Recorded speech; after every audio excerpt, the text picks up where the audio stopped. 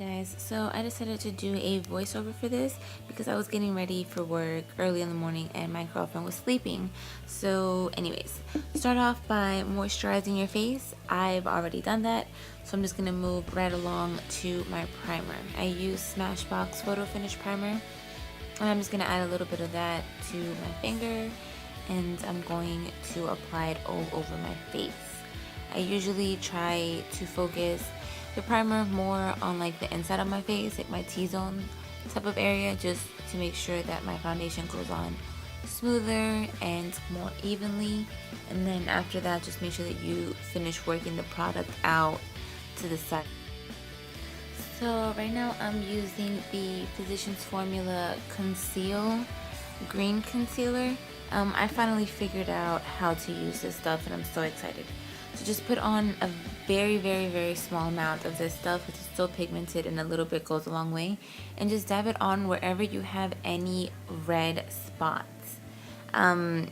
Just make sure that when you dab it out that you're not leaving it so concentrated on there that you're kind of just like working it out a little bit. So I just took a little bit more from what I had on my finger. And I'm just going to keep working that stuff anywhere that I have any spot that I really want to cover. And usually green concealer is the best one to cover any red spots. Okay, so now that I look like a green-eyed monster or green freak, we're going to go ahead and start doing our foundation. I'm using the Kat Von D Lock-It Tattoo foundation. I'm in the shade L48. I'm almost out of it, as you can see, and I'm just so sad. Love this foundation. I think it's one of the best foundations I've ever purchased in my life. So start by applying it all over your face in certain areas. Another trick to blend out this green concealer is to make sure that you dab on foundation on top of the green concealer. My buffing brush by Real Techniques, it's the one with the orange handle. I love this brush. I think it's amazing. Love the way it helps me buff out my makeup. So now you should be done blending your foundation all the way out. Make sure that you take it down to your neck so that you don't have two different colors on your face, and that is it. Okay, so now it's time to highlight my face and contour. So, okay, we're gonna use the Maybelline Dream Lumi and the Maybelline Instant Age Rewind Concealer. I'm gonna use the Instant Age Rewind first. I'm just gonna put this all underneath my under eyes, and I'm kind of gonna be working this really low because I like my highlight to be very light. I like to have the under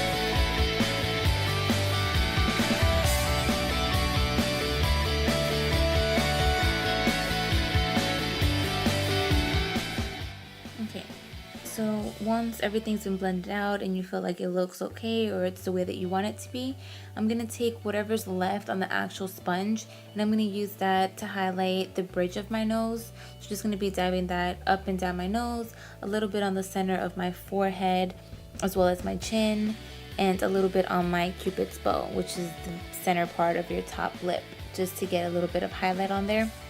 I usually don't like to highlight those parts of my faces, like I won't add any product on those sides of my faces just because that's just too much to do. It takes too long.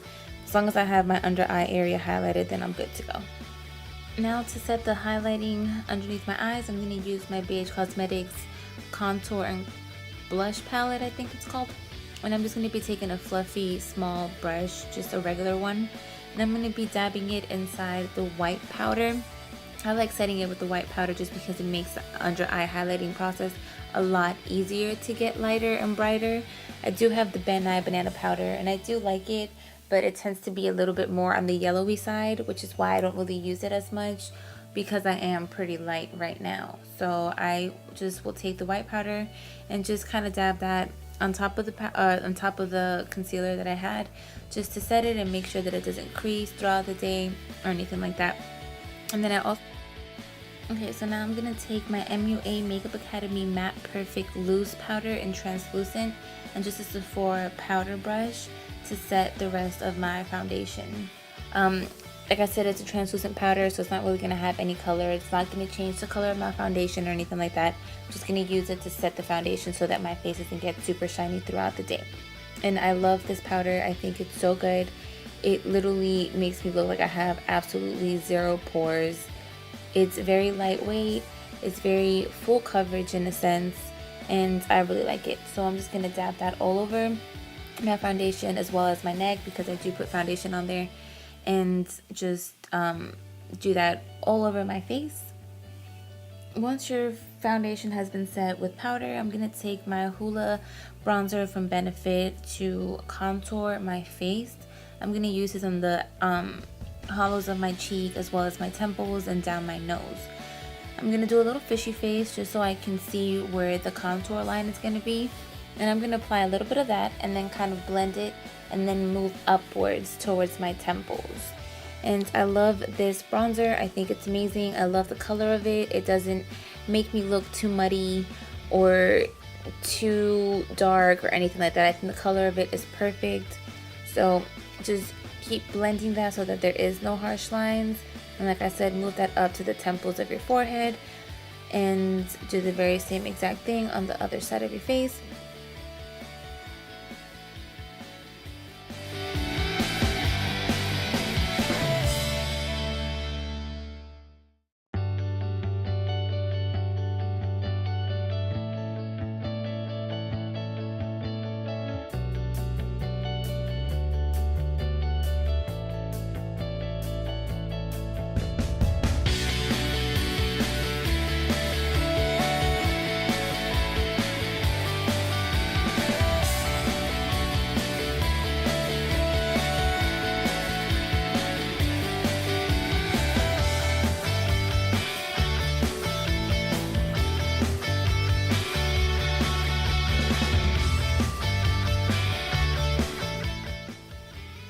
Once I've done my contouring and I've taken that down on my neck, I'm going to grab a clean flat top buffing brush just to blend everything out so that there is no harsh lines.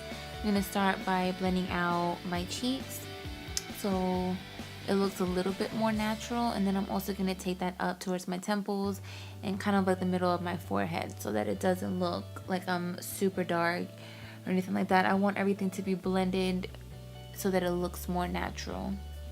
And I'm going to do the same exact thing to the sides of my nose as well as my jawline and my neck. Once everything's been blended out, I'm going to go grab my NYX bronzer in When Leopard Gets a Tan. And I love this bronzer. It has kind of like a bronzy color, it has a little darker brown, and it has a kind of shimmery pink.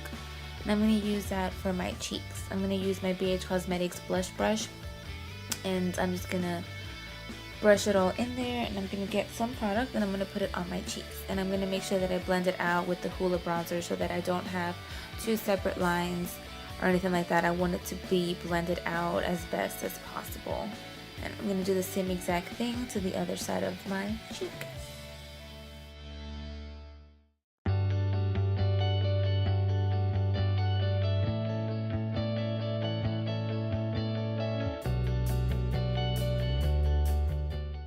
Once I've applied my NYX bronzer, I'm going to grab that same flat brush and I'm just going to blend everything again just to make sure that there are no harsh lines. And now I'm going to grab my highlighting powder from MUA Makeup Academy, and I'm just going to grab the same exact brush that I used for the bronzer and lightly dust that highlight shimmer powder on the top, the very top, kind of like the cheekbones. and just lightly put that on, because this powder is really pigmented, so I don't want my face to look extra shiny or shinier than what it already is. So I'm just going to lightly put that on top of the bronzer and kind of blend it out a little bit, just to give myself a little bit more of a highlighting effect to it.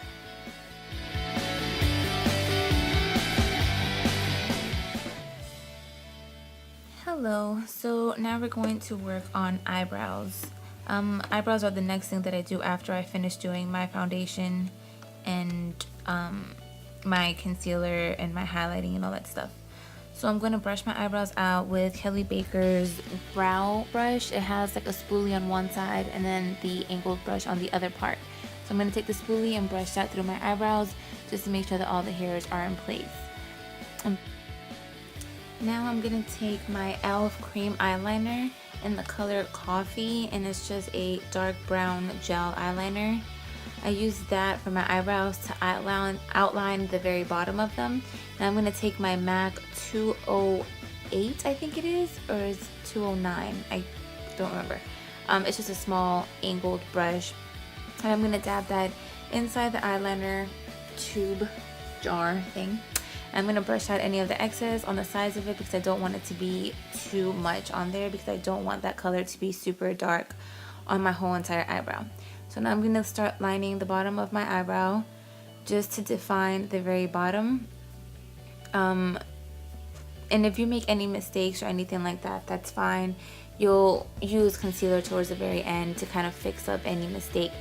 I usually take the dark brown gel eyeliner and I try to use that to kind of draw on the tail of my eyebrow, just so the tail is the darkest part of the eyebrow, and then it kind of fades into a lighter part towards the center of the eyebrow. And now you're going to start working towards the front of your eyebrow with the same exact amount of product that you have on the brush. Now it should be a little bit less, so towards the front of the eyebrow it should be getting a little bit lighter. So it should look something like that, which kind of shows you the actual shape of the brow. So now with whatever you have left on your brush, you're going to start working that up towards the up. You're going to kind of brush that up towards the rest of your eyebrow, just so that it isn't super dark. It kind of is going to be a little bit lighter than the bottom of the brow, if that makes any sense. So just keep brushing that out upwards to kind of finish shading in the whole entire eyebrow. And now I'm going to be taking Kelly Baker's brow powder in ash brown, and I'm going to use the other end of the brush that had the spoolie on it, which is just an angled brush, and I'm going to use that to shade in my eyebrows, the rest of the eyebrow that isn't covered in anything or doesn't have like any type of product on it. I'm just going to dab that in there and kind of tap off any excess on it so that it doesn't fall out on my face. And I'm just going to start working that on the very middle of my brow, working that outwards towards the tail. And this step, I usually kind of use it to kind of define the arch of the brow a little bit, just so that I can really get a really nice shape.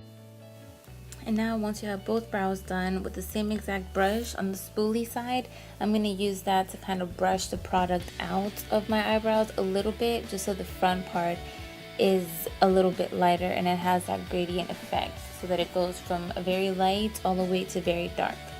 So this is what I usually do in case I accidentally went a little bit too dark or too heavy on the front part. Usually me just brushing it out with the spoolie brush kind of helps it lighten it up in the very front part. Once you feel like your eyebrows are light enough or just the way that you want them, the last step is going to be to set them with a brow gel. Here I'm going to be showing you the Anastasia clear brow gel that I use to kind of keep all my hairs in place and all that. This video actually was recorded I think a day or 2 days before I went and purchased the Anastasia tinted brow gel. I have the brow gel now in brunette, which I like because it kind of lightens my eyebrows so they don't look as dark. I'm not showing that here because, like I said, I didn't purchase that brow gel until a couple days later. But it doesn't matter if you don't have the tinted brow one, you can use the clear one and it works just as well. And that is it. That's how you get your brows done.